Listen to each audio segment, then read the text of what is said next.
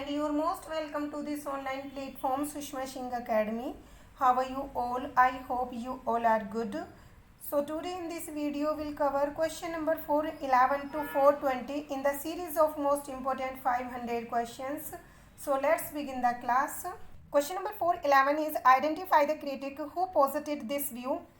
उस क्रिटिक को आइडेंटिफाई कीजिए जिसने ये व्यू पॉजिटिव किया है. The levity of Hamlet, his repetition of phrase, his puns are not a part of are deliberate of dissimulation but a form of emotional relief.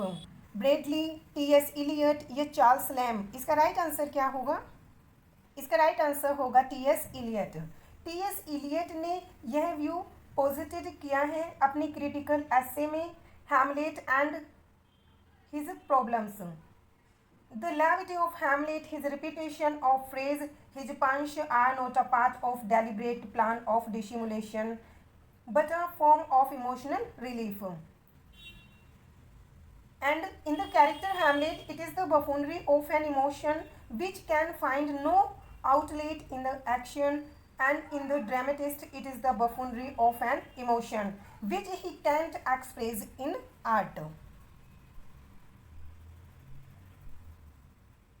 Question number 412 is in which play of Shakespeare is there a tribute to Marlowe as the dead shepherd?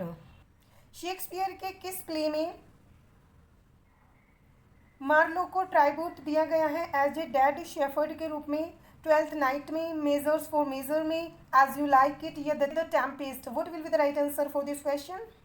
इसका right answer होगा as you like it.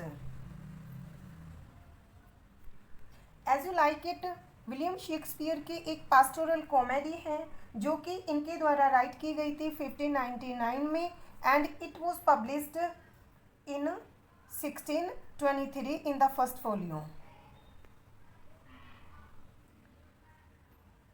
And in this play of Shakespeare there is a tribute to Marlowe as the dead shepherd.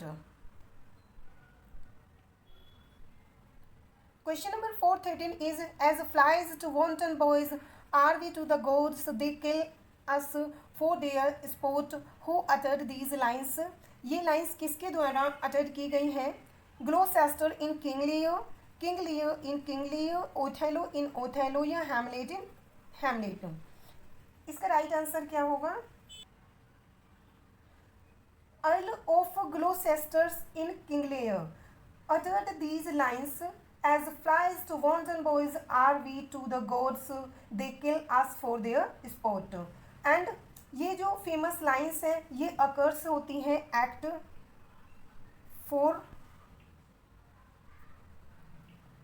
And scene first में in the famous tragedy King Lear by William Shakespeare.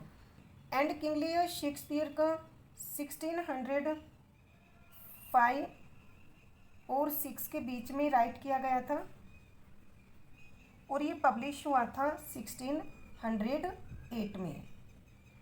और अगर बात की जाए Hamlet की, ये 1599 में right किया गया था एंड ये पब्लिश हुआ था 1603 में. एंड फ्रेंड्स, ओथेलो से रिलेटेड एक फेमस कोट है जो कि मोस्टली एग्जाम्स में पूछी गई हैं. वो कोट है one that love not wisely but too well. इसके स्पीकर कौन है? ये है Othello. Question number 414 is his story requires romance and kings but he thinks only on man who remarked it for William Shakespeare.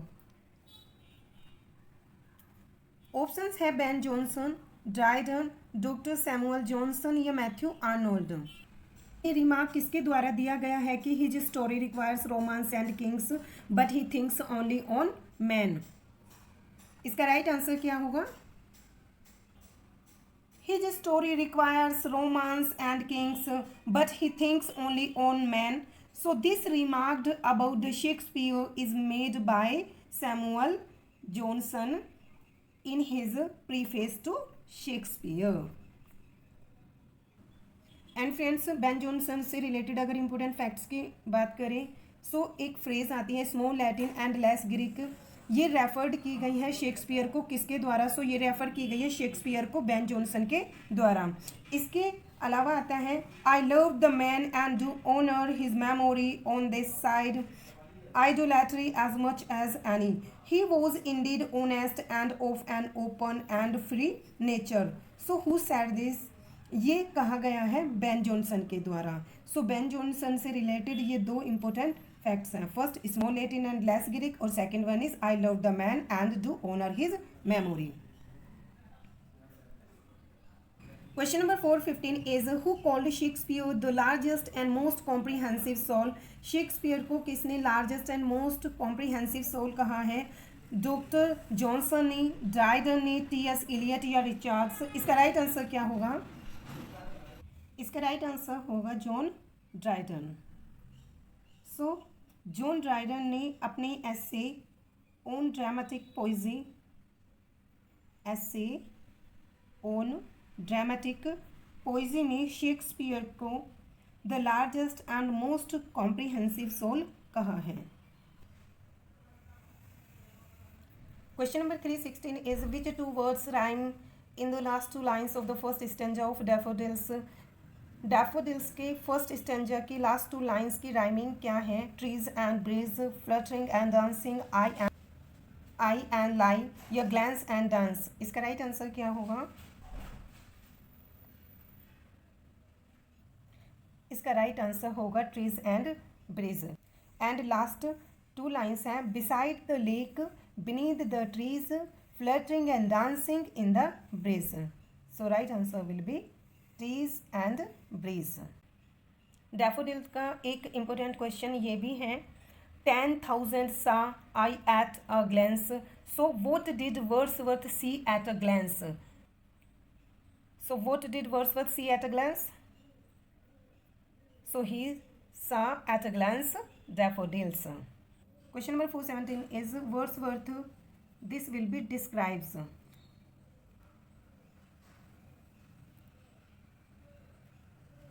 The daffodils a host here means.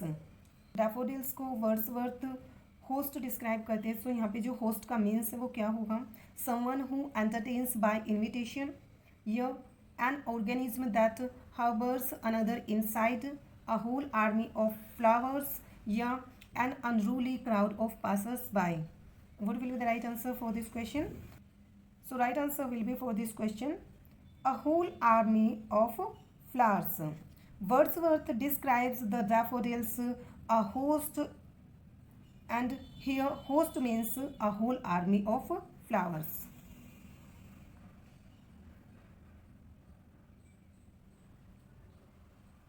Next question is which of the following poems of Wordsworth has the subtitle Growth of Poet's Mind? Wordsworth की किस poem का subtitle growth of poet's mind है? Tintern एबे का, the prelude का, odd on intimation of immortality या लाउडामिया? इसका right answer क्या होगा? Right answer will be the prelude. Wordsworth की प्रेल्यूड पोएम का सबटाइटल है growths of a poets mind. ये पोएम वर्ड्सवर्थ ने राइट करना स्टार्ट किया था 1799 में एंड ये फिनिश्ड हुई थी 1805 में and it was published in 1850 after his death by his wife and the subtitle of this poem is growths of poet's mind. Poem Wordsworth की 14 बुक्स में दी गई हैं। So how many books are there in Prelude? There are 14 books. और subtitle क्या है? Subtitle होगा growths of poet's mind.